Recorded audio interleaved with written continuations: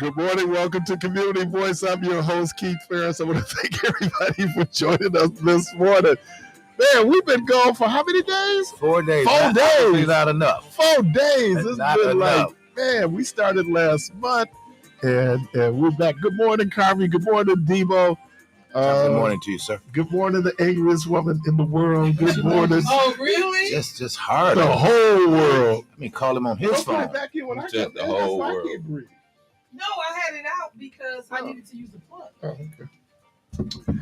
Anyway, so welcome to the program. Hope everyone had a great Thanksgiving. How was your Thanksgiving, Debo? Oh man, just awesome, man. Cannot stress enough. Very relaxing. You know, totally stress free, man. Good day.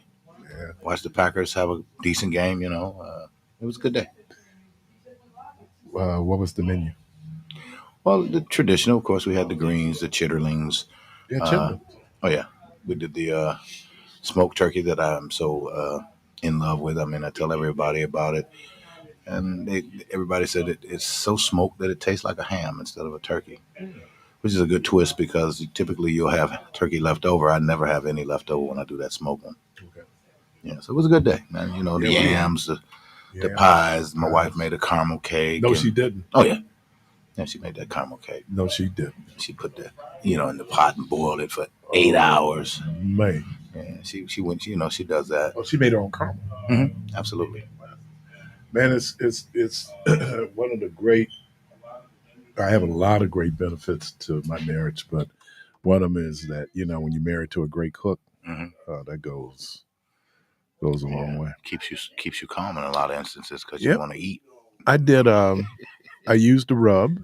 And you did? Yep, I did 2 capons on the grill. Mm-hmm. I had an inferno, man. What happened was, I built the fire, right? And because the birds were so big and it's only like one level in terms of the grill, it didn't go all the way down. So it was windy. Man, it created an inferno. So it really charred the little capon. I mean, the inside was great, but just charred Did you try indirect heat? Like keeping the fire to one side? No, it wasn't. It was the whole rim. Everything had. So you got the round grill. Yeah. Oh yeah. See, I refuse to. I forgot how to cook on those. I'm looking at getting the egg, the green egg. Mm-hmm. Yeah, I think me and Rhonda talked about that. Yeah. But no, it turned out good. We had that. We had beef short ribs, dressing, Rhonda's special potatoes, greens, catered to greens. You told me. You told me they were salmon. Yeah, we catered to greens. And where were they? Speakman. Right. Got a pan and Rhonda's cost rolls. Effective or no? Oh yeah, I mean it's good. You know what? And that's interesting. You said that.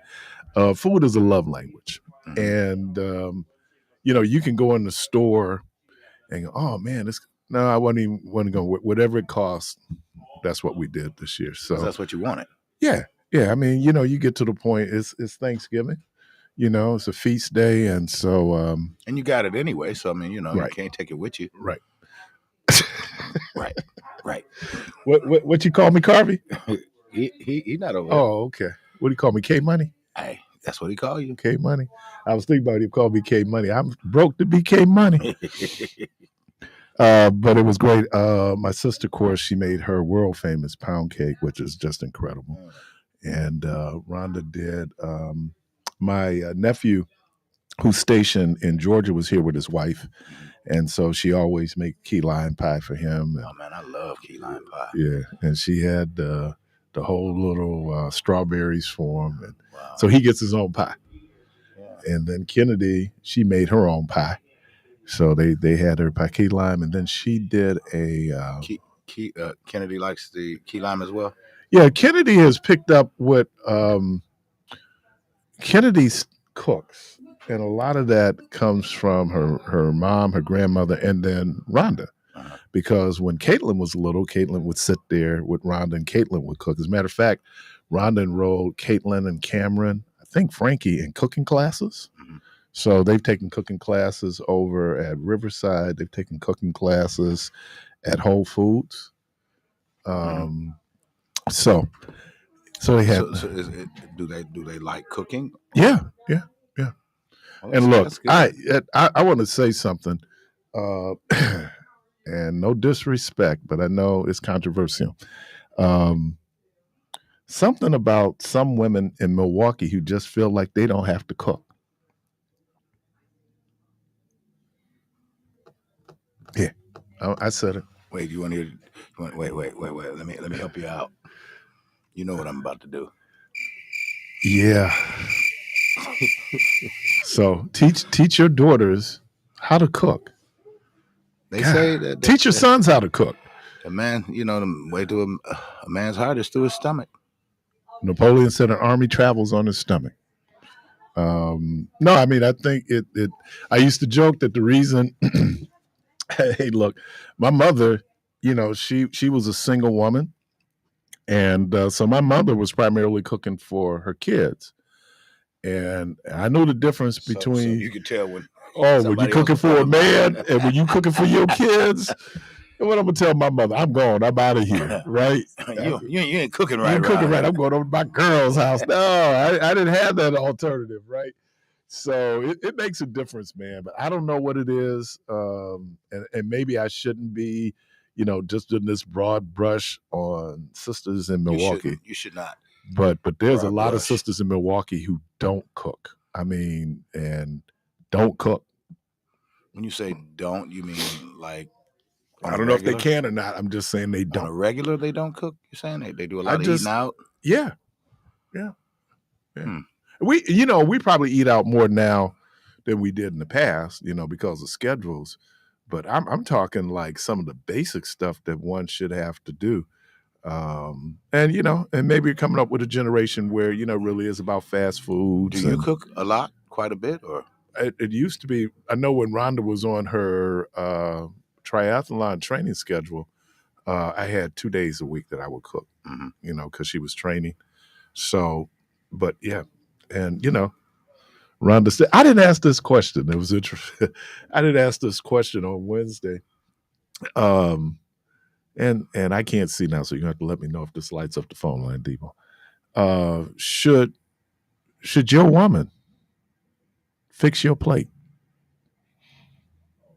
414-444-5250. Should your woman fix your plate? No. And are there women out there who fix? My wife fixes my plate. Your wife does your plate? Yes, sir. Wow. Now, depending. If I'm up and I'm already in the kitchen, I'll make it. Okay. But if I'm in the living room or something like that, and I'll say, honey, is dinner ready? She'll say, yeah, it's ready. And then when I know anything, she's bringing my plate and she's got my little beverage on the side, and I sit there and I eat. When I'm finished, I take my napkin and, honey, I'm all finished. And she comes and gets it. You know I'm lying, right? I don't know. The last part. I was impressed. I was going to go so you like the king at the crib? Well, I will say this. It depends, Keith. I mean, there are times when... Oh, don't qualify it. No. I'm going to tell you why I qualify. Because if I don't, like if I say, just give me a little, then she said, well, you just make it yourself. Because that means I don't want to be wasteful. So I tell her, no, I don't want that much. So I get up and I go do it myself. But typically, if she cooks it, she makes the plate and brings it to me. Wow. Yeah. Ooh. Wow. What are you trying to start, man? I ain't trying to start nothing. You're trying to start something. I'm not. In my home, you're trying to start something. Debo, I don't have to start nothing in your home. You do enough to start in your home. You don't need no help from me.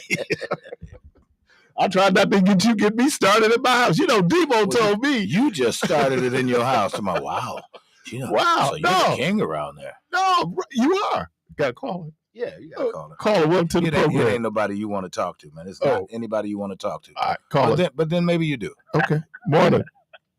Yeah, I bet. Yeah, I bet he don't want to talk to me. And you can tell he don't want to talk to me because usually he's something. Call me. Oh, you know what happened? Oh, that's right. The Seahawks beat the Jets yesterday. No, this dude called me. How you call? It's like midnight where he is. Listen. Anytime he summons me to call me, he's like, "Oh, I heard from Phoenix today or this morning." I heard from Phoenix, but I go like, I'm gonna hear from Phoenix tomorrow because you gonna hear it big time. oh man, you can't even talk. Right, that was Debo gave me the heads up, like, yeah, man, and I'm going like, you want to talk to, man. He gonna be my first call. Whenever Seattle win, dude, he's my first caller. You know what's real interesting though, man? My niece's friend from New York, she had Thanksgiving dinner with us, and so we were talking about the Giants were playing the Cowboys, and that scrimmage. And Scrimmage. and I said, so you from New York? She said, well, I'm not a Giants fan, not Jets fan. She said that right away. Yeah, she said that we're Seattle fans. We're Seahawks fans. And she said because she had an aunt who would travel to Seattle. And that's how they became, and the Giants and Jets are terrible. They ain't been good. I can't even remember. Oh my God. You can remember. There was a point in time when the Giants were contenders. Yeah, that was last century. When you were living. No, this century because they beat the Packers 2008, right? Yeah, to go to the Super Bowl, right? Now the Jets, on the other hand, right? They have been to the Super Bowl since Joe Namath. Hey, first of all, they done went to two different names of teams. They went to they used to be the wasn't it the Jersey? Wasn't they Jersey? Well, they play in Jersey. Yeah, but their name was never New York, though, was it? Yeah, they were New York Jets. As long as I can remember. Yeah, they used to play. They started playing. He's saying they in Shea Stadium. Yeah, but Jersey was their basketball team, wasn't it? It's always been their basketball team, wasn't it? No, the Nets were in New Jersey. Yeah, it was the Nets. And then they moved to Brooklyn. Right. That's right. But they've been playing in Jersey. The Giants and the Jets. Well, the Giants and then the Jets been playing in Jersey. They shared a stadium. That's what it was, wasn't it? They shared a stadium. Yeah, that was right across the river, from New York. Well, and yesterday, there was some crazy games yesterday. Man, I mean, you can't even make it up. That Niner game and all that snow, man, that was. Oh man! Oh, you knew they was gonna lose. They have been playing good. They're at the bottom of the division. They were showing when Miami played the Packers, they was talking about how Miami doesn't do well in cold weather. Anything under 32 degrees, they got a bad record. It was Miami. I think it was Tampa. You know, was the other team that can't play in cold weather? The Bears. San Fran. The Browns. The Browns. Wow, Cleveland. And Cleveland is freezing. It's cold. Freezing. It was like the Browns. Like, oh, okay. Remember that year when the Browns didn't win no game and they threw a parade because they didn't win no game? Yeah, the Browns they've been suffering, man, since Jim Brown left. Jim Brown, but you know what? They were pretty good when Bernie Kosar was there. Yeah, they did all right under Kosar, but nah. My uncle lives in Toledo, right? And he would always tell me that they could be winning the whole game and they would figure out a way to lose at the end. That's just the way the Browns were. They never. No, you know who really pissing me off now? The Chiefs, man. Come on, dude. Jesus, come on, the Raiders. The rookie center. Oh my God! So let me ask you this: Who do you like for Packers Detroit matchup this coming Thursday night? Isn't it? Yeah. Yep. I go against anybody when they play the Packers. How about that one? Except for when they play the Bears. You know what? It's because the Packers beat Detroit last year. What on Thanksgiving? I don't recall. I think they used to play. It was last year before last. So this is the first game that Detroit has won on Thanksgiving in almost 7 games. So, and not to mention, we'll see y'all in a brief moment. So right now we're coming up on the stretch now. So who's coming out of the NFC? And the 2 teams that you see playing in the NFC Championship team and the 2 teams you see playing in the AFC Championship. You know they won't take KC to win no matter what. I'm asking you. Oh, me personally? Yeah. Man. Let's do the NFC first. Seeing your favorite team is in that conference. Yeah, but I don't see them going all the way to the end. But I think I'm good with a first year coach this year. Yeah. Okay. So I still haven't heard. So who you like coming out in the NFC? Man, dude, that's a tough one, dude. I still might have to go with KC because they want them, man. I'm sorry. So no, that's the AFC. I'm talking about the NFC. NFC. Let's go. I don't think the Packers gonna do it, brother. No, I'm not putting the Packers in it. Oh, you're not. No, I'm looking at Philly Detroit or Minnesota. Philly and Detroit. I don't see Minnesota. I don't see Philly. I don't see Philly, G. Oh man, they took care of the Ravens yesterday on the road. Yeah, but we know Ravens can be beat. Well, that's how many times they lost? Plenty of times. Right. So I got those two coming out of the NFC, coming out of the AFC. You got the Ravens and KC. I got KC. You know what? Who might sneak in Buffalo. there? You got Buffalo, but people sleeping on the Steelers. Oh yeah, but guess who they played on that? It ain't gonna be an easy one. Well, they got the Ravens, and they play. Yeah, we got Ravens on Christmas Day. Oh, okay, but by that time, you know. Yeah, guess what? They ain't gonna win because they lost yesterday. Yeah, well, I think the Ravens are probably overrated. Here's the interesting thing, though: the Ravens have some of the biggest human beings. They got I think a right tackle. That dude looked like he's 6'8", 400 pounds. This dude was huge, man. He blocked the sun. I mean, did you see that? Did you see that number 99 for the Seahawks? The pick six with Aaron Rodgers. That dude like 400 pounds. And he ran. And I didn't know. I was like, he gonna run out of gas. He made it. He made it. So I guess when they running those sprints, it worked out, man. But yeah, that's right. I thought he was running out of gas. Just imagine getting hit by one of them dudes. Look, man, I'm at this point in my life. You want to see life. Yeah, but I'm just saying that, Father Time doesn't lose. Aaron Rodgers is 41 years old, and it's obvious that he's 40. The party is over. Yeah, the party's over. Party's been over. But the thing is, he never take accountability for what he do. Oh, never. Well, that's he ain't with us anymore, so I can talk about him. When he was throwing a rock for us, that's my boy. But he ain't with us anymore. So Omar, but he threw the Devontae the whole game. He got like 8 more receivers, and he just threw to that dude all game. Well, but I think wouldn't you? Nope. Really? Nope, not all game. You still got Wilson. Who? Wilson. He's the other receiver who had more yards. Was he a Packer? Was he a Packer? No, that's the other dude who hurt. Hey, hold on a minute, man. Let me do a shout out to Brother Nate Luckett, the good folks there at the New Pitch Mortuary, and of course, my good friend Deacon Mike Jones. Shout out to you all. Shout out, Deacon Jones, Nate Luckett, good folks there at New Pitch Mortuary. Appreciate y'all. They stopped by, man. I always got to do my shout out. So. Yeah, I know. But when you do that, make sure you put the Vaseline in your knuckles because it's probably ashy. Because I heard it's cold. Dude, I had to put more lotion on this morning, man. I look like an albino. Like skin be sucking that lotion up, don't it? It's that time of year, man. You better get you some 10W30. Oh my God, this is ashy season here, boy. Yeah, but usually you don't get that cold this right away. But you know what? Relatively speaking, this is December. You've been having mild winters. Yeah, this is December, so you've been having mild winters. Yeah.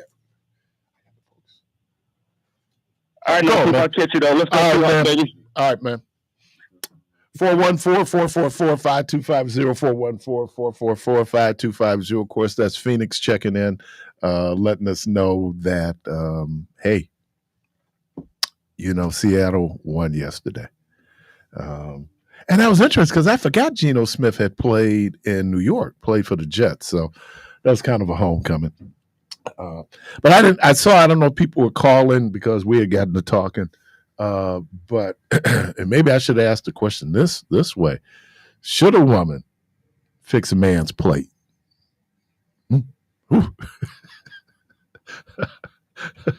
Caller, welcome to it. Good morning. 414-444-5250. That is, I remember I was in college, and I went home with this young lady. She took me home to meet her mom and her family, and it was Sunday dinner. And we were sitting there, and oh man, they laid it out. And so after we did grace, um, her mama said, fix his plate. And I'm kind of going, no, ma'am. She said, man, so me, it basically is almost like a tug of war, like she's trying to take my plate, because I had grew up in a way where, mom made my plate until I was old enough to make my own plate. And kind of like Debo, I like to kind of control what goes on my plate, and how much is on my plate. But that was a very interesting thing. But she told her daughter, fix that man's plate. And I thought, okay. It was, and again, people never think about it. Baltimore is, it's south of the Mason-Dixon line. And so you have a lot of people who move to Baltimore, bring in a lot of the southern things. Obviously, like we joke, a man in a house, he get the big piece of chicken, right? But I'm just curious to, and I would be very, not that she has to, for me, because again, I like to control my plate. Now there's some people though, whoo, man, that woman got to fix the plate. She got to, his expectations is that she fix the plate. So I'm just curious, do you fix, or you do your own thing. So we did. Oh yeah, the Packers did win last Thursday. That made Thanksgiving even more Thanksgiving. It helps when the Packers win. Does it? Yeah, I think. They talk about the Super Bowl Sunday has some of the highest incidents of domestic violence on Super Bowl Sunday. Any given Sunday. Yeah. They say domestic calls go up, especially in Green Bay. Oh, dude, it is. My wife has learned how to ask me about the outcome of the game. How does she do that? She'll go, did the Packers play today? Yes. And then, after the game, now sometimes she knows. She said, did they win? Did they lose? I go, oh no, they won or they lost. And I think my wife had to live through this total meltdown I had when the Packers blew that game against Seattle in the playoffs. And the expletives that came out of 20. No, 4th and 26 was Philly. Okay. She had to live through that too. Okay. But she had to live through that Seattle. And you know what? I'm not superstitious, but my brother-in-law jinxed me. He really did. Because the Packers were controlling that game, and he texted me at halftime. He said, "Look, brother-in-law, look like you're going to the Super Bowl." I shouldn't even looked at that was the jinx. I shouldn't even looked at the text, and I kind of going like, "Yeah, we Super Bowl bound," only to watch a team that had dominated for 56 minutes lose everything in the last 4 minutes of the game. And you watching it, and it's just unraveling, and you thinking, God, what else could go wrong? Yeah. And then number 85, Mr. Bostic. This is why I hate Bill Belichick's politics, but I love his coaching. Do your job. I mean, it's a great concept. Do your job. But man, that day, ooh, my God. Oh, that basement was lit. With what? Bad words. Welcome to the program. Good morning, y'all. I got a joke for you this morning. Okay. Uh-oh. You ready for it? All right. Okay, it was a beautiful Sunday morning. Pastor had to do his church service. So he said, ooh, I sure would like to go fishing. So we picked up the phone and called Deacon Do-Right. He said, Deacon, I don't think I'm going to be able to preach the service this morning. I need you to take over for me. So Deacon Do-Right said, okay, Pastor, I got you. So Pastor jumped up, grabbed his fishing equipment, jumped in the car, took all the back roads he could because he didn't want nobody to see him. Got to the fish bank, threw his pole out there, Caught the biggest fish you ever want to catch, a record fish. So as he caught it, an angel was sitting next to God. The angel asked God, said, God, why did you do that? God said, who we gonna tell?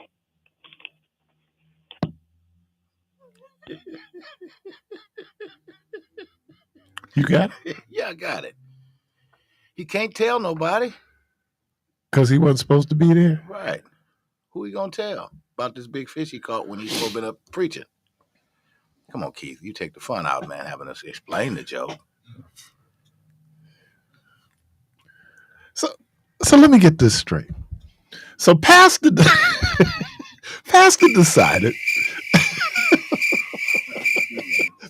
Deacon, that Deacon do right. Deacon do right. That Deacon do right.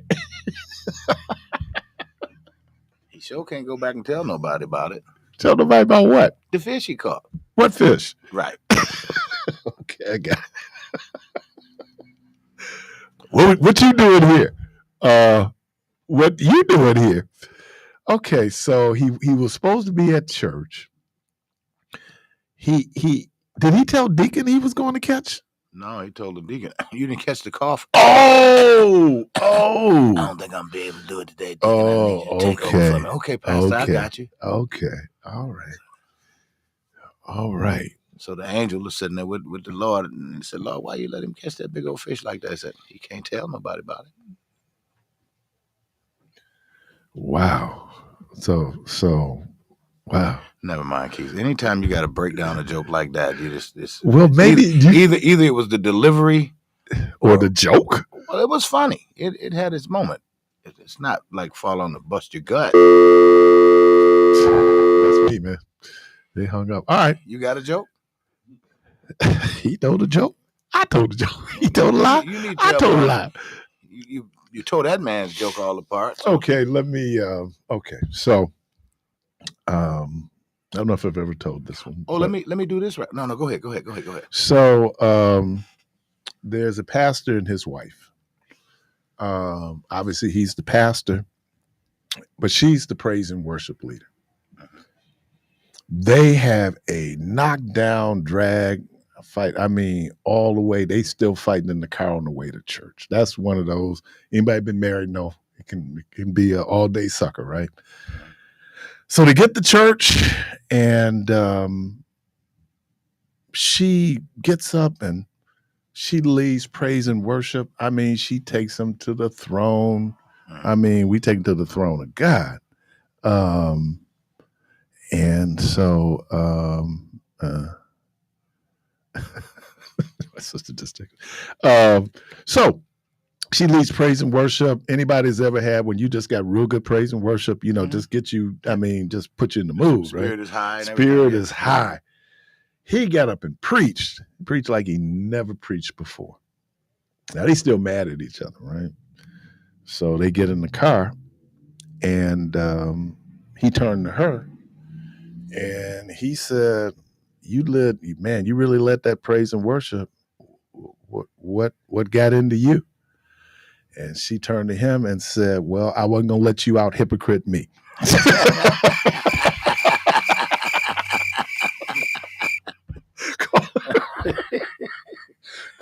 Welcome to the program. Oh, I gotta do it. Oh, okay. Yeah, I'm the tech guy. Good morning. Good morning. Good morning. I got a joke. Hey. It's clean. It's clean. Please keep it clean. No, it's clean. Okay. Right. Am I calling number 8? No. That's the joke. Yeah. Was that the joke? Seriously? The joke. She hung up? Oh, boy. Here's another one. Here's another fine mess you've got me into. Okay. So just text me. He said part of fishing is telling the story of the big fish or catching the big. Oh, thank you. That's my sister trying to help me through this. I didn't get it, but okay. Who we gonna tell? So that more than likely that was a fisherman's joke. Yeah. Keon would have got that joke. Yeah. That. I got it, and I'm not a fisherman. I mean, it's like, who we gonna tell? He can't tell nobody because he wasn't. You ever gone? I hate fishing. I used to like it. I don't like it as much as I used The only to. fishing I do is at Pick and Save. Yeah, right. I'll get in there, boy, and I'll catch me some cod, catch me some catfish. It's all in the counter though. I never understood it. When I worked at camp, we all had to rotate, different activities. The one that there was two I hated. Archery. Hated archery because the only people want to do archery are the little kids. Big kids don't want to do archery, right? Little kids want to do archery. They got arrows going everywhere. But then I also hated fishing, because you gotta bait the hook. Bait the hook, yeah. Oh man, I hate fishing. You gotta get him off the hook. Get him off the hook if you catch him. Yeah. And then the year that I worked at camp, it was the first year the girls came out, and watch these girls out there trying to fish. Dude, scared of the worm. Scared of the worm. And look, I'm as scared as they are. Right? I mean, of worms? Dude, I don't like worms. I don't like insects. Man, shoot. We had a dead mouse, and my wife. I called my boy. I said, "Dude, I need you to come over here. Get this." Really? I ain't lying. I need you to come over. If you're alive, you got a problem with me. But if he dead, I'll get him. Yeah, well, he was dead. I didn't know if he was dead. Right? You think he playing possum? I don't know. Didn't want to find out. So I called my boy. I said, John, dude, man, I got this mouse over here. Can you come over here? John, I ain't getting no mouse. I'm on my way. So I called Rhonda. She's on the way home from work. I go, the mouse, yeah, he died, and he's in here. And I called John. But by the time she got to the house, that's when she got to the house, she go, where the mouse? Now she, her pants all up in her armpits. Where the mouse? She get the mouse, she bag it up, and then she made me take the bag to the garbage, right? So that's the least you could do. So I called John back, and I go, "Hey, John, I'm like, dude, you don't have to come." She got back. Yeah, tell me you're a punk. Tell me.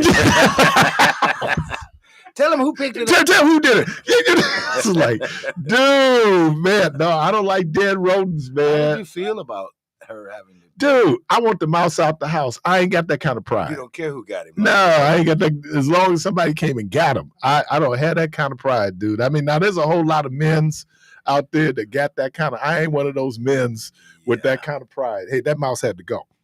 Yeah, but I don't think I would have had my wife come get him. Oh man, the time we had the squirrel in the house. Oh, you had one of those? Oh, dude, the squirrel. I'll tell you what got me. Squirrel was setting off the alarm. A bat got in my house. Yeah. That's. I had to take a blanket and throw over him and get him down. And when I let him out, to see the wingspan on a bat, and he was a little guy, but his wings were probably like this. I remember when we would play. Victor Berger had bats, and we play ball and they had bats out there, man. But yeah. Bats. No, man, you get somebody for that.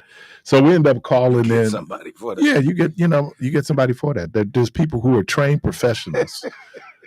but that squirrel. I said, hey man, I messed around. I could hear him in between the floor. Okay. So I took the broomstick and I'm banging, and I messed around and poked a hole in the ceiling. There you go. I said, oh boy, he might take that paw and start coming through there. So I called my guy. He got arrested. So Morehouse. I said, hey man, I remember you told me you had some squirrels in your house. I said, what did you do to get them out? He said, well, I did this. I said, but did he ever get in the house? He said, no. I said, but what should I do if he actually come through the hole that I done poked in the ceiling? He said, run like hell. That's all I can tell you. Oh man, that squirrel was up partying. I think him and the other squirrel, they was partying like it was 1999. We could hear them. They come in. So he called the rodent people. He said, what we're going to do is an exit trap. Mm-hmm. And with the exit, because the squirrels leave, they go to work. They go out. They go to work, and then the squirrel, so they go out, and so the exit trap is to let them out, but they can't get back in. And we could hear those squirrels out there. Carvey, squirrels were pissed.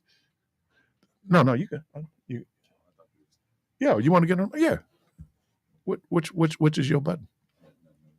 You good? No, why don't you get your button, man? Yeah, so squirrels in the crib, and they can do a lot of damage. Squirrels can do a whole lot of damage because they start chewing on the wiring in the house. And yeah, we had squirrels. We never had no, just squirrels. Now there was the time the bird got in the house, and to this day, I don't know how this bird got in the house. All I know is I was going down. I remember what I had. I went and got me a cheesesteak from Cousins. I could go down and watch the game, and I hear what sounds like fluttering, and I'm going, what's the fluttering? It was a bird. So like Debo with that bat, you have to get a blanket, and you kind of usher it to the door. And what are you referring to now? A bird that got in the house, and you get it to the door, and he kept flying because it was glass hitting. Then finally he decided just to walk out. Bird walked out. The bird walked out. Flying out wasn't working out. Flying, so he just walked out. Yeah, you were panicking, dude. I don't like critters. I had a cat sneak in on me one time. Oh, you had a cat sneak in the crib? And it was black. Yeah, we had that. I remember we were living on Palmer, and we had a cat get in the house. And my mama she didn't like cats. She didn't like dogs.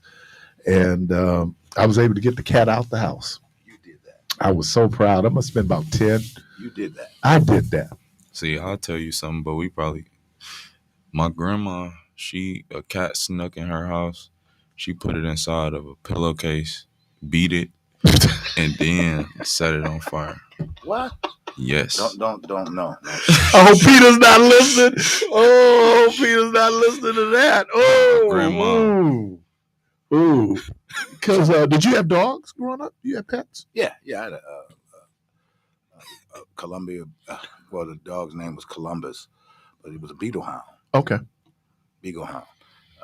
And I've had cats, and I'm still tripping on his grandmama. Grandmama wasn't playing. I guess that cat made a mistake. I teach you to sneak in. So that was just in case it had. Well, they set an example for all the other cats. This will happen to you if you have all your lives. It sounds like she made sure all those lives, have been taken. Yes, I don't know how true that is. The cats have 9 lives. But you got to think about it, though. Because look, when have you ever seen a cat die? Like, if it wasn't like when your grandmama got a yeah. That's what I'm saying. That's like a horror movie. What was Pet Cemetery? Forceful, Pet Cemetery kept what was it? A cat? Carver, don't tell nobody else that story about your grandmama. Please. Rhonda, I know you're listening. Pet Cemetery, was it a cat? Because she loves Stephen King. Was it a cat or a dog that would die? I don't recall, man. I'm not big on anything. That was Fred Gwynn, who played Herman Munster in The Monsters. Yeah, I don't do scary movies. Really? Yeah, I don't. Dude, there's nothing like a great slasher movie, like a great scary movie. So you warp. You're scared of a mouse, but you. I'm scared of the movies too. So why do you watch them? I don't know. Me and my niece went to see Blair Witch, and that's the one they filmed in the woods. Yeah, we bonded, because when I first used to go down, Rhonda, that was her heart, and they get, but that day I think Adriana could have been about 17, and I said, Adriana, you want to go see Blair Witch? Nobody else wanted to go. She said, I'll go with you, Unc. So we scared all. I mean, the car is trembling. That's how scared we were. This is what I do when I go especially when I go and watch the movies in person. I'd always have a cap on, so then I can pull my cap down over my eyes. Over certain parts. So I was trying to put my cap down, and she kept pulling it up. I was like, dude, I don't want to. Oh man, I like a good horror movie. I think the scariest movie I ever watched in my entire life, and it's when I figured out I really didn't like scary movies, was Carrie. Stephen King. Yeah, that Carrie movie when they're all gonna laugh at you. They're all gonna laugh at you. Oh man, plug it up. Oh, that is, and I was just, there's a bookstore I go to in Evanston. I had a chance to go there. I hadn't been down in months, and went down and got a copy of Carrie. Got the hard copy. Really? But my wife, because she downtown Evanston. Yeah, it's over on Main Street. That's over by the campus, then, isn't it? Yeah, it's about maybe a half a mile from Northwestern. I was looking at possibly enrolling at Garrett, their divinity school. And I found a bookstore. I was down for, they had me down for a campus visit. And I went, I love this bookstore. It's like buy records. But yeah, I got Carrie. Also, Rhonda has most of Stephen King. So that was able to add to her Stephen King collection. And what was the other book I got? I got Carrie. So I also have, I'm such a geek. I also have the script from The Godfather. I was going to gift that to Keon, because he's a big Godfather fan.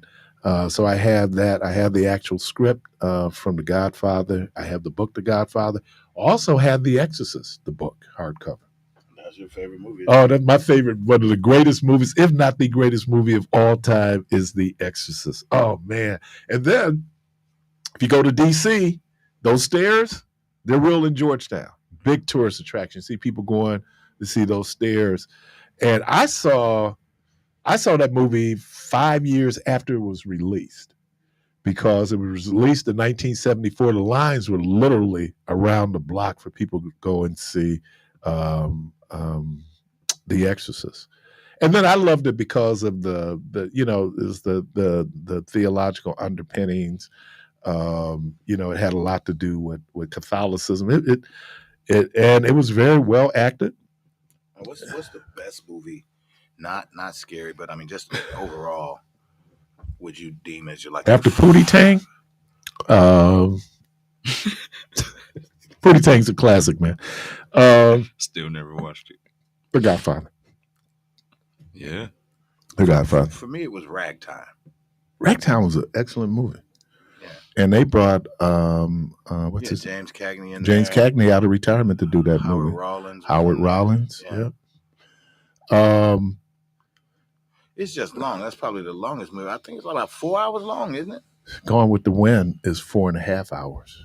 Yeah, that's probably they did Gone with the Wind last night. It's hard to watch Gone with the Wind, man. It is, and I understand it's a classic. I mean, it won so many Academy Awards, but I got a problem with enslavement, and that's why I like Ragtime, because if you remember the backstory, he was a black man, had a fine car, and them firemen defecated in his car. But wasn't that based on the guy who ended up? Did they end up killing him? I believe in the end, yeah, because he killed a lot of white folk though on the way. Remember, he became a vigilante himself. Oh yeah, he held up in the library, and he had a crew. But something happened with his wife too, right? Yeah.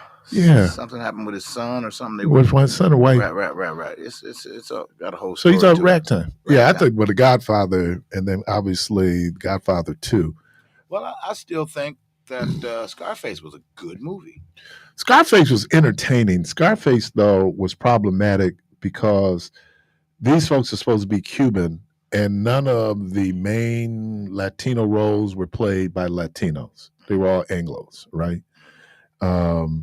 So I thought it was over the top. That's De Palma, right? Yeah. I tell you a movie that was actually pretty good, that The Untouchables. I've never seen it. You never saw The Untouchables? I mean, I've seen the TV show, the series. Back and I'm going to tell you. Elliot Ness and, the crew. Yeah, I was interviewing a sister, and one of the just put together, I did enough film classes in college. It should have been a minor. But Oppenheimer. Oh, God. What an incredible movie. Oppenheimer checks all the boxes, man. The special effects are incredible. They showed the first testing of the atomic bomb, and they got it right because light travels faster than sound. So when the explosion goes off, you see the explosion, right? And everybody's just going on just how beautiful it looked, even though it's destructive. And that's but it's silence. And then all of a sudden you get the blast. Oh man. And I saw it in what's that, IMAX? Oppenheimer is just a great movie. I mean, the understory, the backstory is great in the movie. It's one. What else would be a great movie? You said IMAX. Yeah, yeah. Is that the old planetarium downtown? The IMAX is the theater I went to see it in. I went to see it at Mayfair AMC. You know, it's something. There's a movie I regret that I did not see on the big screen. Jurassic Park, the original. Yeah, no, that was good. Yeah, I mean, just to be able, especially when you see first time you hear the dinosaurs and you hear that boom, boom. But anytime you have a movie with special effects, God, that's another one. So I got The Exorcist, The Godfather, Godfather 2, God, Oppenheimer. Who? You know, I don't know if you saw it. Barbie's actually a great movie. Nah. Barbie was the backstory on Barbie. You know, just the storyline is really this whole thing about image and beauty and what constitutes beauty. Um, and then these animated things want to be real people. Barbie was actually pretty good. Now I know a lot of people don't like it because it was about the doll Barbie, but Barbie was good. Oh, Get Out. Get Out is one of the But there you go. That's scary again. what Get Out? Yeah. Suspense, I guess. That black dude on the. Oh man, but he created a whole game, that running game. Yeah. Because you saw the movie, he runs up and runs past. We ended up going to see that based on a couple of things. One, a recommendation by Dr. Cassandra Wanzo, who is down in Atlanta. And she had put out that she went to see it was a good movie. We were going to go and see I'm Not Your Negro, the movie about James Baldwin, the documentary, I'm Not Your Negro. And the times were wrong. And so I said, well, you know, Cassandra said we should probably go see Get Out. We did go see Get Out. It was worth it. And then we saw it at the Avalon. And if you ever get a chance, y'all, the Avalon Theater is a great place to watch a movie. If you ever get it's an old theater. They have retrofitted it now. I mean, the seats are so comfortable, bring you food. Yeah. And then of course, Carvey Pootie Tang. I don't you didn't like Pootie Tang? No, I never watched it. I gotta lock in. Oh man, you got a Pootie Tang, and then to get a chance to interview Wanda Sykes, and because you know, what does she play? Shorty, big little shorty. Wanda Sykes and Pootie Tang. Never saw Pootie Tang. Wow. And then you know, I like some of the like I love old movies, right? I love black and white movies. Laura is one of my favorites. One with just a great song, and that's Dana Andrews, and I want to say Gene Tierney, Vincent Price. Any movie Vincent Price is in, that I'm a big fan. You know, Vincent Price is.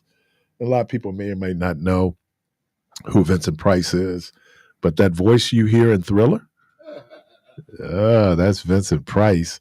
He did all of the American International movies. They did the whole thing with Edgar Allan Poe, Pit and the Pendulum, The House of Ushers.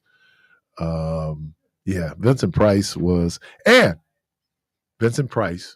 played Egghead in the Batman TV series. So, anyway. Didn't he play Riddler? No, he played the Joker. No, he was Egghead. In Batman? In Batman, the TV series. The Joker was Cesar Romero. Frank Gorshin played the Riddler. There were three Catwoman. Can I say Catwoman. Who was it? Eartha Kitt played a lot of brothers loved Eartha Kitt as Batwoman. I think Meredith McRae, and I kind of think of the woman that I really loved who played Catwoman. Burgess Meredith was the Penguin.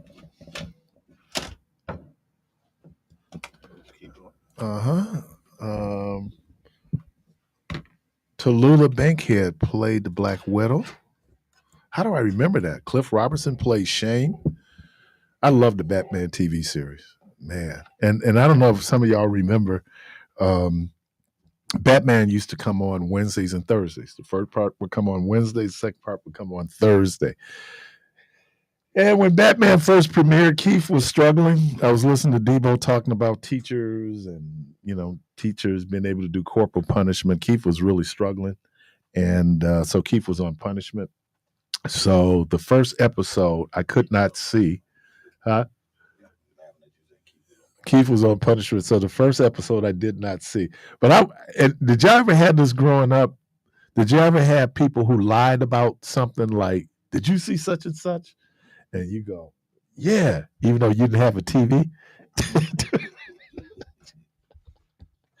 You be lying. So I had to lie about missing the Wednesday episode. I did see the Thursday episode, but I love those I still watch those Batmans when they come on. I mean, I just think it's over the top. Adam West went on to later on in life. He was Mayor Adam West in Family Guy. So yeah, I love the Batman TV series. I don't think the Green Hornet was on long enough for people to kind of get down with the Green Hornet, though a lot of people fell in love with Bruce Lee, who was Kato. But I love that car, the Black Beauty. Oh, man, that's a beautiful car. I mean, just so, yeah, that Batman TV series. I thought maybe it's not as funny now, maybe because I'm a little upset with Buddy Epson's politics, but the Beverly Hillbillies, I mean, some of the stuff they did on the Beverly Hill, we got all these people coming in, huh? We got all these folks coming in. Wow. Yeah. Wow. Okay. All right. We'll see what this is. We want to take a break? Yeah. Okay. Why don't we do that? And we'll get. Hold on. Let me go. John just texted me. Oh, no. Just let me know about my car. Yeah. And Rhonda, you didn't. So what was buried in Pet Cemetery? Was it a cat? Was it a dog? It wouldn't die, whatever it was. I think it was a cat that came back. All right, you're listening to Community Voice. We're going to take a quick break. We'll be right back.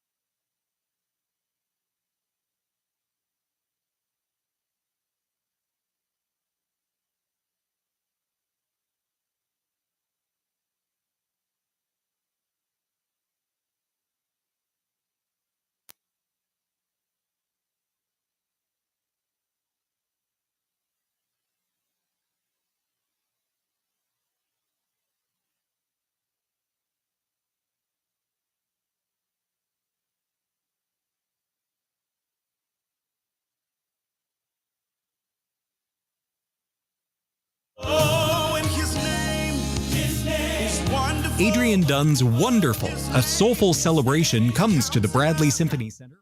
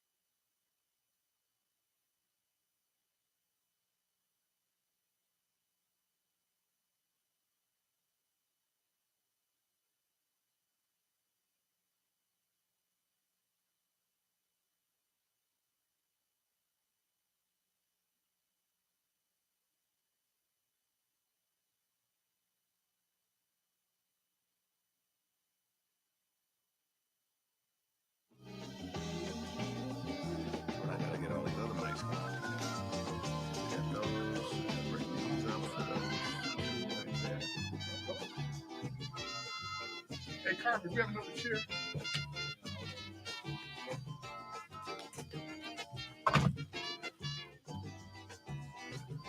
Oh man, look at this power control, man.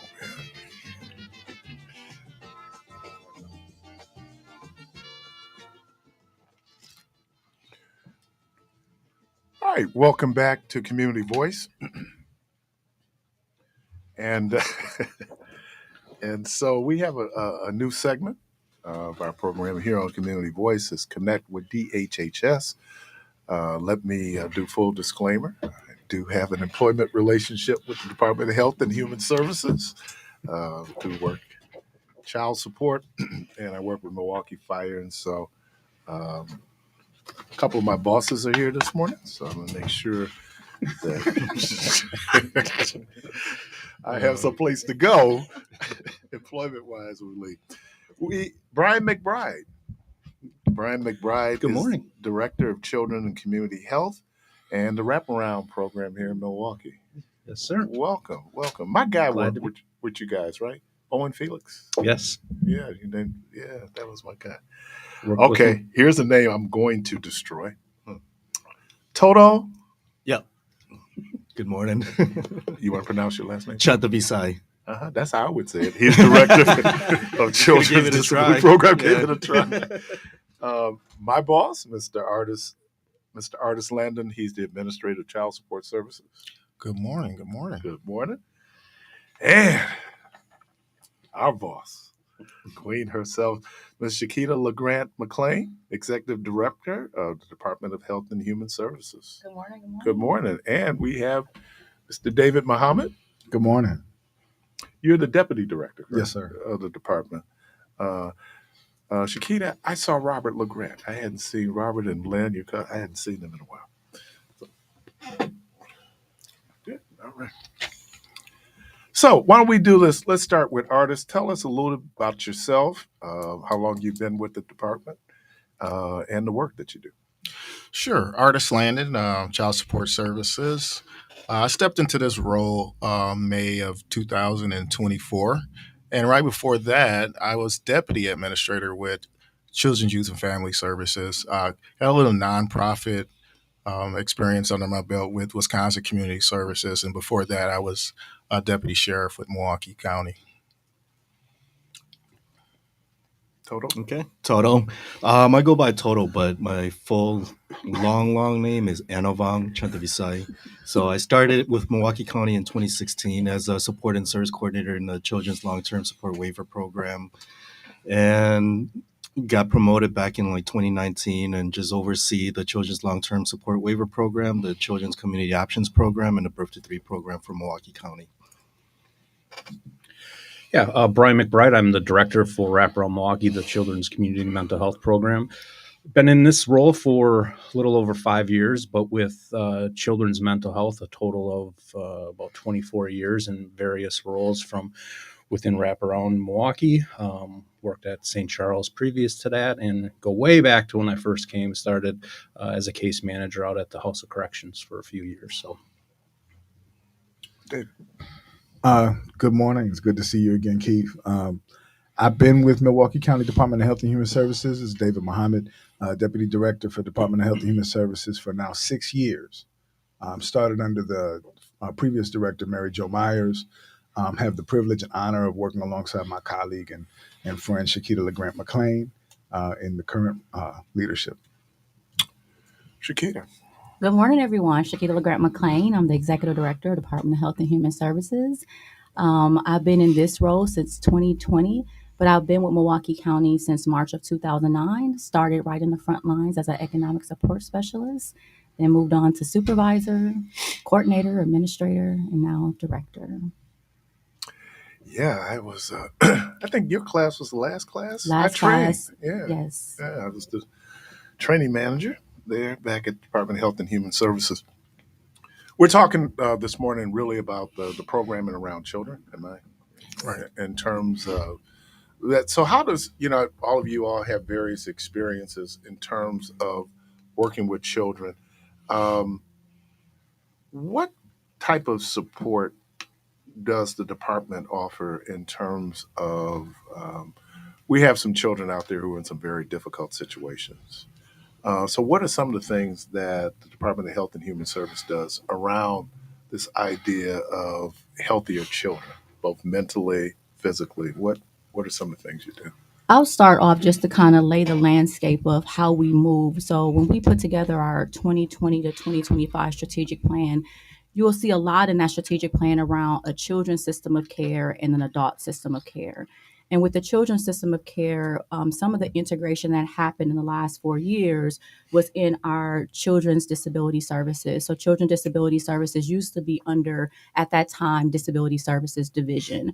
And as we began to talk about, like, how do we truly serve the child in the center and also the family, like, what does that look like? And so maybe 3-4 years ago now, we created an integrated referral line, integrated line where families can call us and get connected. Because at that time, there was a number of numbers. So you can call wraparound, you can call children's disabilities, you can call for birth to 3, child support. I mean, it's all these numbers you can call. And so we created this integrated line where families can call and we can truly listen to what their needs were, and then have what we call options counselors go out there to talk about and to do an assessment and to share all of the services, programs, and not just internally for DHHS, but also we have a number of relationships with providers that we work with. So this idea of children's system of care, we moved our children's disability services to be under our children, youth, and family services, because what we found is that we had this youth justice area, right? We have a detention.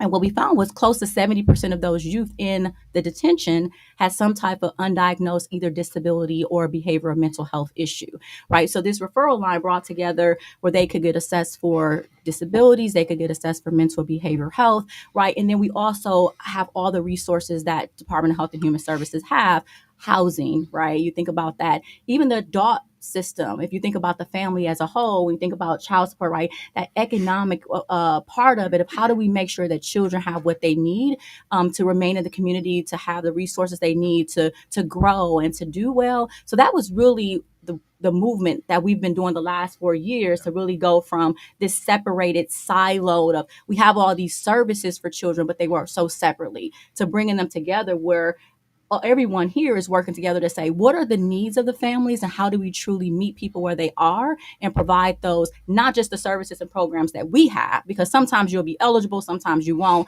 but how do we get you connected truly to those things that's going to help you live your best life? Anything I missed, David? No, I think, you know, the way that you described that is something that the people should understand. When we say no wrong door, we mean at any point that a young person or their family would need support or services from us. And you know what we have here today is just some of what we represent at Department of Health and Human Services with children's mental health, children's disability, as well as child support services.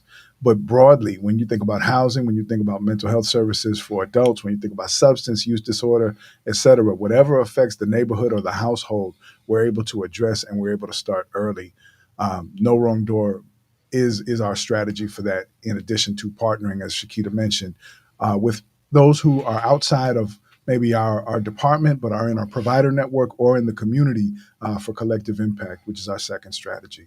And the reason the children's system of care is so important, because we believe the earlier you meet people where they are, right? So we start from birth to end of life. Department of Health and Human Services, very large department. But if we serve that birth to 3 and right, and we begin to do intervention, prevention earlier, we talk about that upstream investment, then you have less youth in the deeper end of the system in our detention center. And we're seeing that. We've seen an increase in our behavioral health services enrollment in our children. We've seen over a 45% increase in our children's long-term support waiver. So if you see these programs increase in enrollment, we're meeting them earlier, making sure we're not just focusing on the child, but the entire family. What you'll see, and what we're seeing now, is this decrease in the justice system and sending our kids into the deeper end. Yeah. When we hear the term wraparound, that's a term, unless you're inside you do it every day, you may know. So explain what wraparound looks like.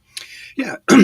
So wraparound was really a philosophy around putting the family in the center of their care and looking at the needs of the family and really trying to empower them to meet the vision they have for success down the line. And that can be 6 months down the line, 12 months down the line, but really it is bringing in the supports to team with the family to ensure that they are meeting those needs. And really, it can be informal supports, which are family members, friends. It can be formal supports, which are, your traditional services, your therapists, your community partners, schools. Bringing them all around and forming a team to be able to really build off of what the family's looking for. It's a strength-based, individualized process that again is about what the family is looking to drive to their success. The when what is the relationship now? Years ago, Milwaukee County had its own protective service. We lost the contract for whatever reasons. So, what is the relationship? Because I'm assuming some of these young people you're dealing with go through protective services. So, what's your relationship with the state? Yeah, so I mean, I can talk from the children's mental health perspective. We had a partnership with child welfare and DMCPS for many years. They are a part of our system of care, our ability to partner, meaning that we share kids that are in multiple systems. And many, many years ago, it was the idea that we come together, work together, partner to meet the needs of the family. So if I say that we have a strong working relationship and overlap amongst child welfare, in children's mental health, along with the rest of our system, is going to continue to move forward with that partnership. But yeah, it's something that we do a lot of initial planning around to ensure that there's partnerships on the front end of screening and enrollment all the way through service delivery. So it's something that we truly emphasize because we know, again, no wrong door means kids are coming in many places and you have to support those needs. This is kind of just in this area, and I'm using this term because I just have imprecise language. So, how would a young person even be involved in the system? Is it a referral? How do you get the young people that you work with? Yeah, so it comes from many different ways. And when we look at where our supports across our children's system are, they're both community, where you can get them access to from the community without being in a formal service. Or you can get that formal program where you have a care coordinator or someone that you're working with that forms a team. So we really try to take it and look that we have a wide and vast opportunity for people to get connected to the supports that they need. So referrals come from many places. They come from obviously schools, they come from parents, they come from system providers, and really going through that integrated front door of with options counselors is where now we're making sure everyone gets connected to, but they come from any place. We really don't ever turn around, and we're out there doing outreach and making connections on a daily basis. And if I could just add briefly, I think there's a lot of partnership that is taking place with young people through comprehensive community services and a lot of the providers that are in the community that folks know. We're seeing that with partnership with Wraparound and the youth justice system for young people involved in programs like Credible Messengers and others. They have a great deal of support that they're offering these agencies that are doing intervention and prevention work for young people as well, so that it doesn't have to be a deeper end thing. And I know Toto has some things to add as well. So just as Director Shakita LeGrant mentioned and Deputy Administrator Mohammed mentioned about the early intervention, it's really important for families to get out there and just look at their child. And with the Birth to 3 program, like I mentioned, we look at the children from birth to 3, looking at if there's a 25% delay in development, and families may not know. Just if they're curious, just make that referral call. Like everybody mentioned, it's the no wrong door. With the Birth to 3 program, we look at children from, it could be physical speech delays or other developmental delays that we try to work at for the family in the community. So as far as that, we want people to get out there, just assess their child, not assess, but, just recognize some things that their child's not developing like typically compared to other child out there. Like, what is it that they're missing? It could just be curiosity. Just go out there. Some of the referrals that we get are from like physicians, teachers, daycare, even family members that make these referrals also. So then, just look at your child, and if you're curious about what your child's development looks like, and if you don't think it's normal, just make that referral. It's again, I like to drop off the referral line, which is the 414-289-6799. That's the referral line that people could call if you have questions about your child's development. How do you? I mean, for some of these things, there might be stigma attached to it. How do you make yourself more accessible, where people can feel comfortable reaching out for help? That's the thing. We do a lot of outreach, and when we do outreach, we don't use big terms. We're out there talking to families. We, talk about their development. And when families come up to our outreach table, we're just talking about their child and just talking about our program. Just using simple terms to families to help them understand, like, it's normal. Some families are afraid to, look at their child, like, they could be in denial and be, my child will grow out of it. But, like everybody mentioned, the early intervention is, it's critical for the development of these babies when they're in their first stages from 0 to 3.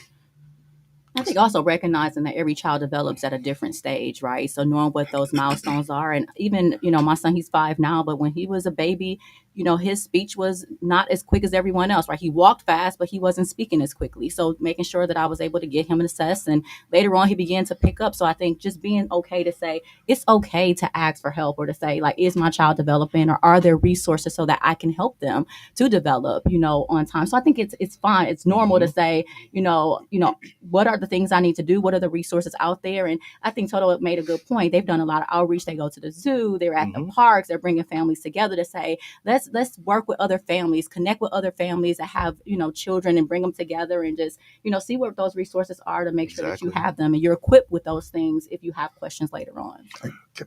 Go ahead, please. I just want to drop, I want to make sure we drop this number a couple of times. We've mentioned No Wrong Door. So we have a children's resource and referral line. That number is 414-257-7607. We want to make sure that people are reaching out and asking questions. They can go to our website. And if you just want to do a quick Google search, Milwaukee County Department of Health and Human Services. So we're talking about speech or developmental delays or hearing or other things. Or if you're dealing with adolescents who are experiencing some mental health challenges and you want to get them some community support but don't necessarily want it to be a solely clinical thing, you can work with Wraparound Milwaukee to help, get that support, as well as those who are seeking support for young people who are at risk for deeper involvement in juvenile justice matters. So, what is the Children's Long-Term Support Waiver Program?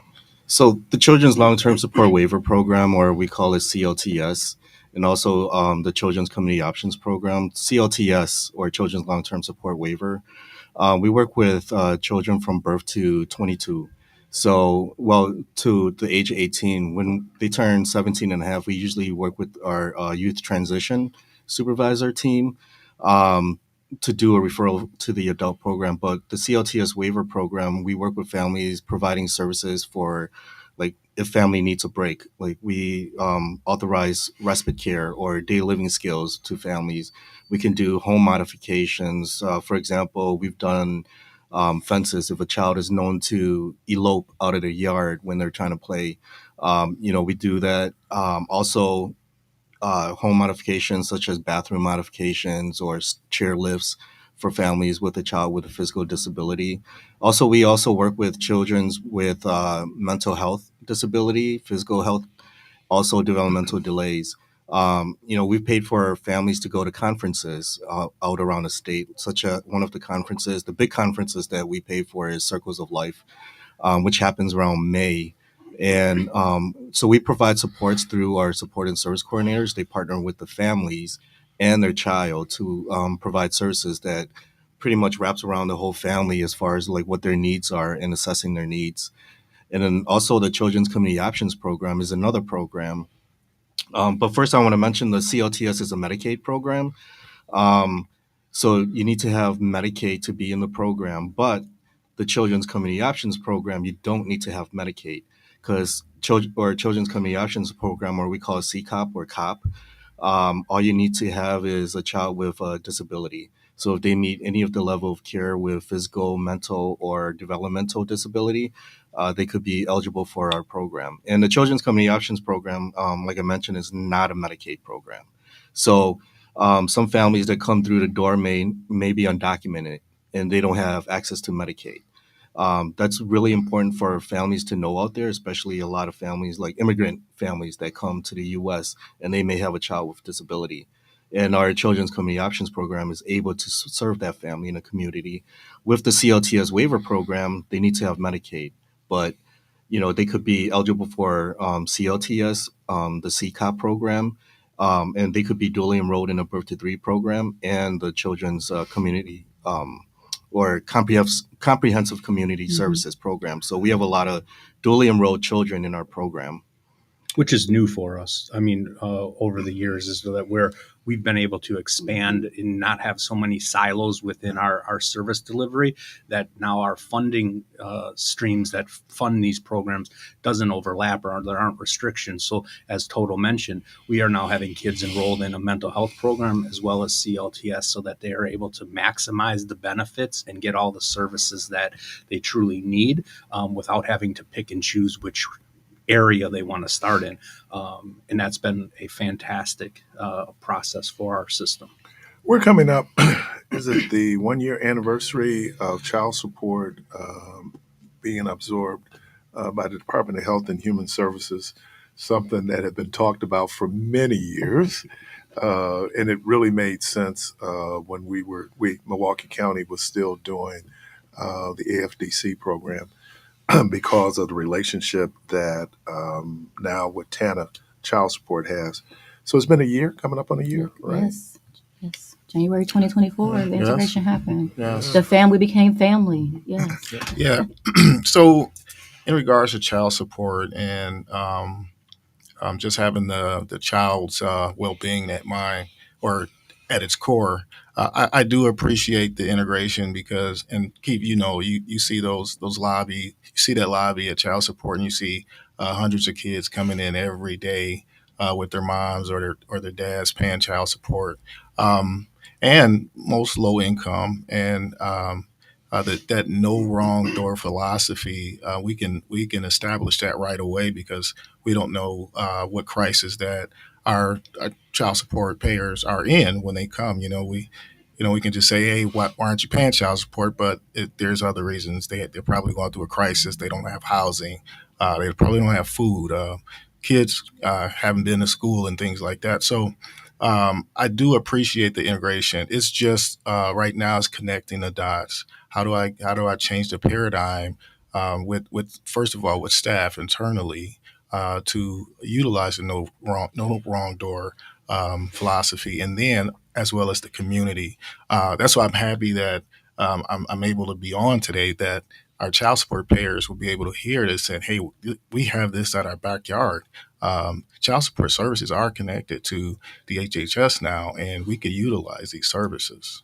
Keith, I don't know if we are coming up on a break at all, but I wanted to at least make sure that we had time to talk about a win, an early win that happened with the integration of child support services and DHHS, which was birth cost recovery of the Back on Track program. So I don't know if Artis and Shakita want to speak to that, but it was something that I remember when we mentioned it with Michelle, folks were like, wait, this should be much louder in the community. So, And Supervisor Gomez Tom, I just have to give her a shout out, because she really was a leader in advocating. I mean, she's worked in Medicaid and a lot of the programs. We talk about families and fathers, and so she was the one who really was advocating for this earlier on. And it was the announcement that child support was going to be a part of DHHS. It was during the budget time.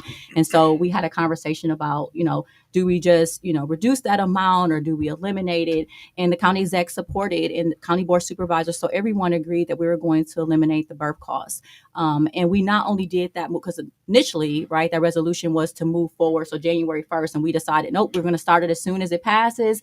And then we looked at how do we go back and eliminate all the birth costs that fathers had on those orders. And we work really closely with the state. So I have to also give a shout out to the state, because Milwaukee County, I mean, there's other counties, they've tried to do this work, but it takes a lot of time and a lot of staff to go back and to look at orders and to take those amounts off. But the state worked closely with Milwaukee County, was able to do that elimination and to get rid of, how much was it? Right, $57 million, and it affected approximately 32,000 fathers.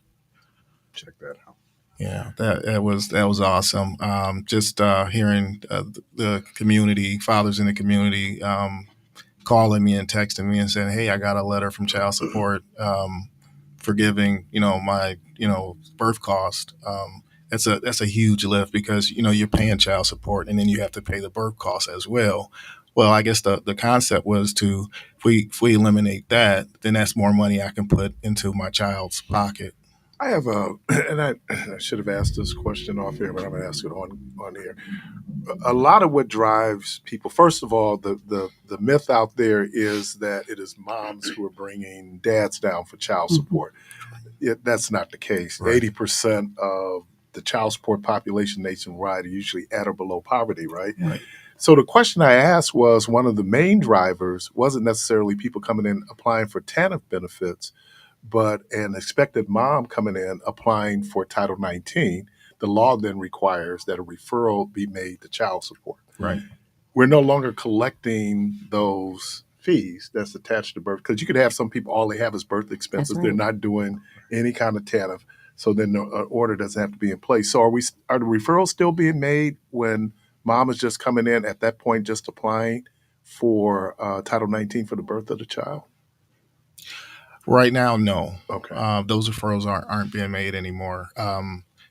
When they eliminated that, people that kind of just went away. So mainly the only debt now that the fathers or non-custodial parents owe is to the mothers now.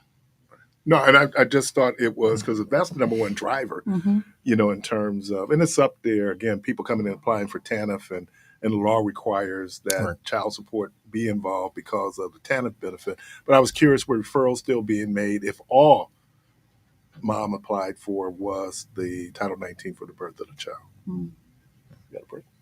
Yeah, we probably need to take No.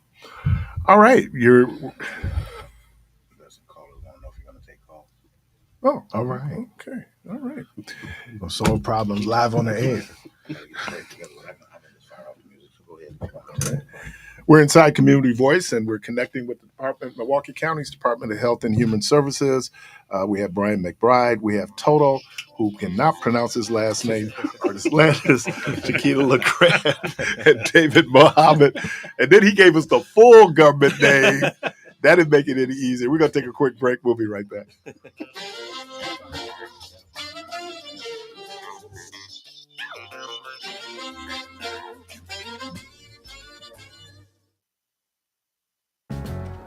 The holidays, and holiday trips, and holiday toys, and holiday bonding.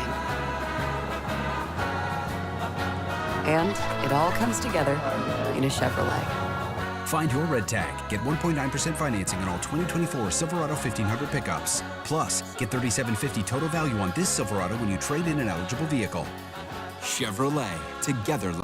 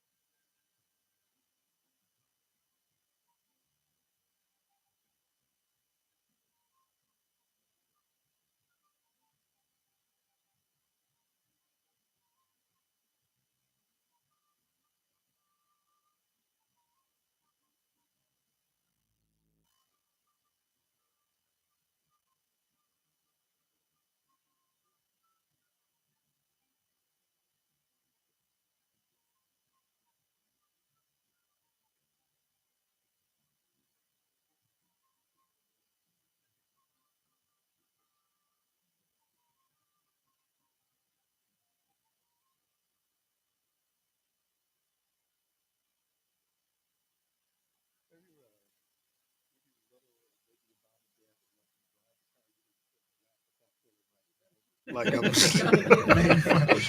pushing. Let me drive, Dad. I can drive. Or the gas pedal. Go ahead. If I straight pops. All right, we're joined in studio by the good folks from the Department of Health, Milwaukee County Department of Health and Human Services. And yes, we are taking calls. Phone lines are open 414-444-5250, 414-444-5250. Off air, Brian and I was talking about someone that we knew very well, Mr. Felix Owens. Talk about Owens Place, Owen Phillips. Yeah, so Owen Felix was a Milwaukee County employee from years ago, and I had the privilege and pleasure to work with him really starting from about 2002. And Owen and I both worked with Wraparound Milwaukee, and we're really partnering and work very closely on our young adult programming here in Milwaukee County. So through that, me and Owen had a relationship that was really looking to meet the needs of the young adult population. And when I say that, it's 16 to 23-year-olds. Unfortunately, Owen passed a few years ago, and because of his dedication to service here in Milwaukee, one of the biggest honors we could do was to look at our drop-in resource center that we were operating and really call it Owens Place. And Owens Place is a resource center where youth and young adults can hop on into and get service, get support, meet their needs. And by that, I mean they can get educational support, they can get community resources, they can get education. There's a computer lab. There's areas for them to just relax and decompress as needed. And really, it is the true definition of a drop-in center where we don't ask, why you're coming. We really want to keep it as informal as possible, but also then allow youth to be able to get their needed supports. And we have 2 locations now, which I'm really excited. Our original location is on Fond du Lac Avenue, and our newest location, which we opened up on National Avenue, it's on 5th and National. So both operate with the same premise and the same opportunities for youth, but we are able to expand that and really honor Owen and his work that we were doing throughout those the early 2000s. There was a name change a few years back for child support. It used to be Child Support Enforcement. Now it's Child Support Services. We always kind of talk about the collection part of child support, but there are other services that child support offers. Talk about a little bit of that, Ernest. Absolutely. So right now, I want to talk about the Back on Track initiative, what my team and I have kind of put together. So with Back on Track, it's an incentive-based program where if non-custodial parents would come in and pay $1, we would pay $2 off of their state debt because, of course, we're not allowed to reduce mom's debt because that's just the way the law is. However, it's just incentive based, and then we're asking them if they could just come in and we can look at their case. If there are any old warrants that might be out there, we can go over the details of their cases, and we could come up to some solution to how can we get you back on track. The other services are our fatherhood program, FIRE, which you're heavily involved with. Appreciate that as well, where we take a cohort of gentlemen or fathers, and we would engage with them to teach them about healthy marriages, healthy relationships, and things of that nature. So even with DHHS now, we're integrating DHHS.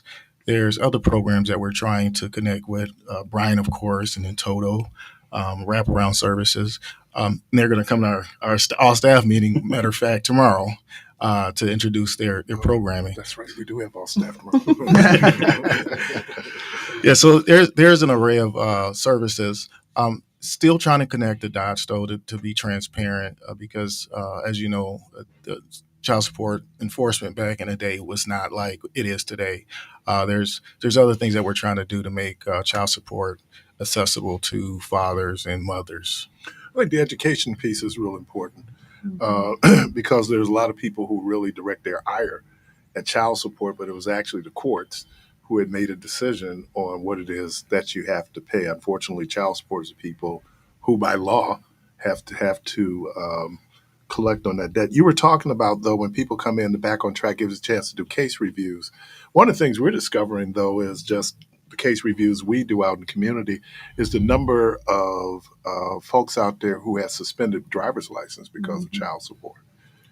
Right. So we are taking a look at those. One of our directors, as a matter of fact, is putting a list together for driver's license and how can we um, not be a barrier to employment, and how can we not be a barrier to a father maybe want to take his kid to school or babysit for mom.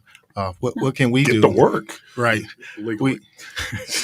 So and we're looking at ways to just correct a lot of unbalance or injustices that I believe that we have it in our power to correct. It's just like I said, it's just connecting the dots and see where we start and then how we move forward.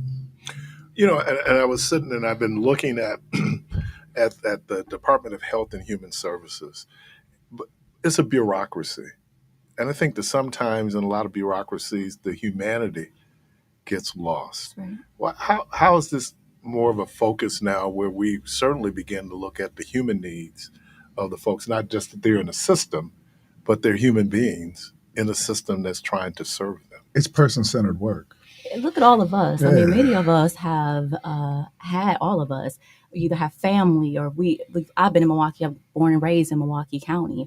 I was on the other side of the table where I received services. Right, my son, he has children, and we try to work through the system. And all of us have that lived experience, or having family who have that lived experience, and helping folks through there to truly say these are services that, as humans, we need, right? And so any day, any one of us can be on that other side again. I can be on that other side receiving services again. And so making sure that every person that comes to our door, that we are individualizing that person's circumstances and trying to figure out how do we meet them where they are and use these services. Sometimes they will need them long term, but truly, how can it be a stepping stone when it can be a stepping stone? It was a stepping stone for me. Right. I needed Title 19. I needed childcare because I was an 18-year-old mother. So I think making sure that we are able to truly look at a person to say, these are your circumstances today, but how do we make sure that we give you the tools and the resources to empower you and to help give you the tools that you need so that you can live the life in the community as you need to. Go ahead. And this is kind of like a lob, but how does your lived experiences impact on how you do your day-to-day?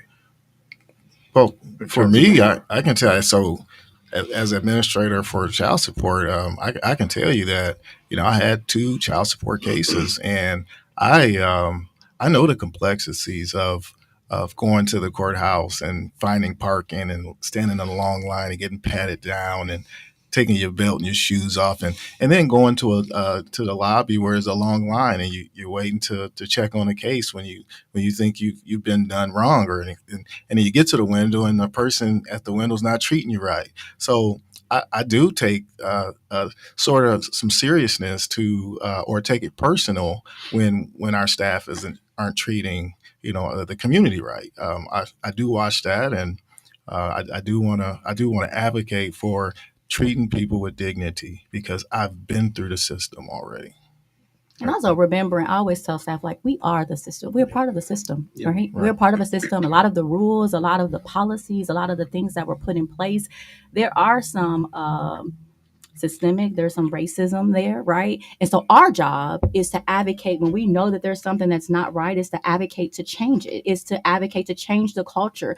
It is to start at the top and to say, how do you truly treat people with dignity and respect? If someone calls my desk, I'm not going to say, I'm the executive director, so I don't get to help you. No, I'm going to stop what I'm doing and I'm going to make sure that I help them because I remember what it was to make a call and someone say, not it, not today. I can't help you. And so that is the culture that I believe, even our frontline staff, that people are truly embracing that. I believe the last 4 years, we really have had this shift in our mindset, in the way that we treat people, to say, yes, this is your circumstance today, but how do we truly give you what you need to be your best self? When we talk about child support, I'm a mom. I'm also a grandmother, right? And I remember helping my son, and I didn't want to use my title to help him, but I remember being sent from one office to the next, downstairs, upstairs. It was just, it was something that no one should have to deal with. And we talk about fathers and families. How do we truly help our community learn how to co-parent? I'm not saying that everyone has to get married. That's not what we're saying. But how do we truly help people to deal with conflict, to deal with saying, let's place our child at the center of this and figure out how do we meet them where they are and provide the things that they need. So this is a different mindset, a shift in how we do things. And I do think that lived experience for all of us has helped us to I do mean, that. I was a youth in the youth justice system. Yeah. I mean, that shaped me tremendously, but I also know what type of intervention I needed. And so when we came, to the department and attempted to try and do this work, we personalized it in ways that had to take down barriers. So I knew that there were people who could make a change in my life and the life of other young people who had lived experience, who were formerly incarcerated or had convictions. There were policies that prevented them from working with youth in our system. That was a decision that we could make to change that. We did the same thing with birth cost recovery. That was a decision within our power. And so we certainly could take that lived experience and operationalize it into policy change. It's uplifting. It's deliberate work that you do to uplift everyone that's involved, your staff and the people that you serve. When you have a personal connection in your own life, you take that into, it's just not a job. You're making a difference. Well, I thought the thing that health, human, and then services. And when I led staff, I said, you know what? Why don't we do this? Treat everybody like you treated Big Mama. And they go, what do you mean by that? Because when Big Mama would come down for her Title 19 appointment, first of all, she's probably not even in the waiting room. We got her into a cubicle and we're making sure that all her needs are met. Well, I said, treat everybody like that. And you would think that it's a no-brainer that people go into the human business would have care for human beings. You said bureaucracy. That sometimes takes the spirit out of it. It does. You got to remember that, what it felt like. And I think that's where Shakita's leadership and the leadership of the team that we've helped, build is reflective of that. But it's the philosophy from the top down. How do we get to yes? Yeah. And we're not breaking any rules. We're not breaking any policies, but how do we get to yes? If someone is calling us, there's a reason. And even if they may not be eligible for our program, we have so many partners in the community who do this work every single day. There's no reason they should walk away and not have what they need. Yeah. Is this all part of people being made aware? I read a fascinating article this morning on ignorance and how sometimes we can be purposefully ignorant. But a lot of times, and I think all of you go out and you actually start talking to people about, one, what your program is, what it does. People go back, because they hear all of, as you mentioned in our meeting, horror stories, right? And so that's what people are going to walk away with, like my bad experience there when I was with the county. And they did this and they did that. And then I think we also had people who clearly didn't understand that just because you're in a position of power, you shouldn't be abusive. And we had a lot of that. And I think that part of just changing the mindset that these are human beings that we're dealing with. Everybody got a story. All of us have been traumatized, right? Some of us, it's just a matter of choice. It was a matter of maybe we're in a better situation than other folks. But I think that's... feedback can be instructive. Yeah.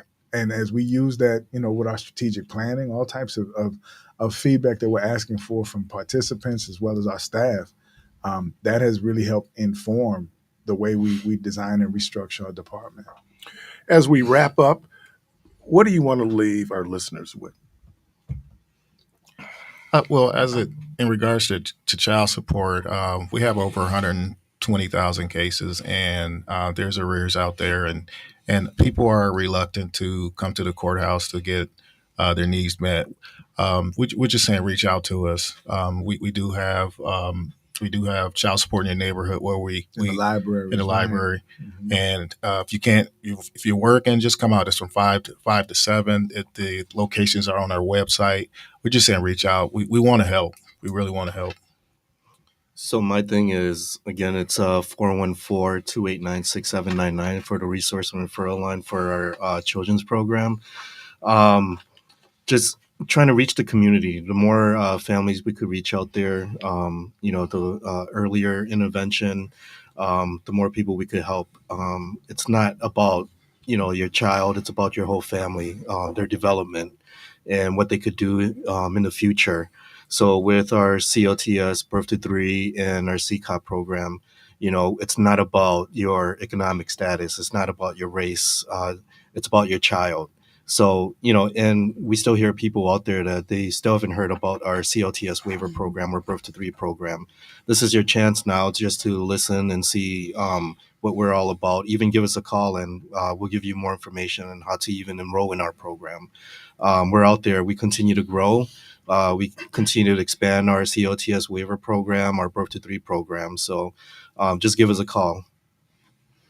Yeah, and I think for a lot of the things that we talked about today is understanding that we have multiple areas that we can support and assist families and youth. And that when I look down here and I see, we're being deliberate on our partnerships with child support, with disabilities, to make sure that we provide holistic care. And things are different today. And the direction that we are going is to really provide a system of care that is going to meet you where you're at and really be able to provide that support. And then when you talk about children's mental health, you're going to have to address your needs at some point, and it's okay. It's normal to be in a situation where you have to ask for help.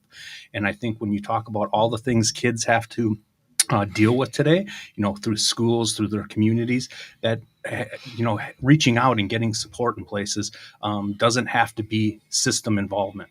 It can be that we're really trying to personalize that care for you. So I would just add, as you've heard a lot about early intervention, we're doing a lot of work with young people in the community. We have our Credible Messenger program, which has a successful record of about 78% of the youth not reoffending. But this goes hand in hand. A young person shouldn't need to get in trouble to get help. And we want to make sure that we're as public facing as possible. People know us through our partners and our partnerships. So we have a lot of different agencies that are working with Milwaukee County. We're not just working in a contractual relationship. We're working in a strategic relationship to improve the health outcomes of Milwaukee County. And with that is together creating healthy communities. So we just thank you for having us today, and please feel free to reach out. All right, and I want to thank everybody. And real quickly, just to clean up here, it was a cat that was buried in Pet Cemetery. Thank you, Rhonda. Let me thank Brian McBride, Toto, Chantavisai, Mr. Artis Landon, Ms. Shakita LeGrant McLean, and Mr. David Muhammad, all of the Milwaukee County Department of Health and Human Services. Thank you all. Thank you. Thank you. Listeners, we thank you. The good Lord willing, the creek don't the good Lord willing, the creek don't rise. Hope to talk to everybody tomorrow. And as always, go from this place in peace. Thank you.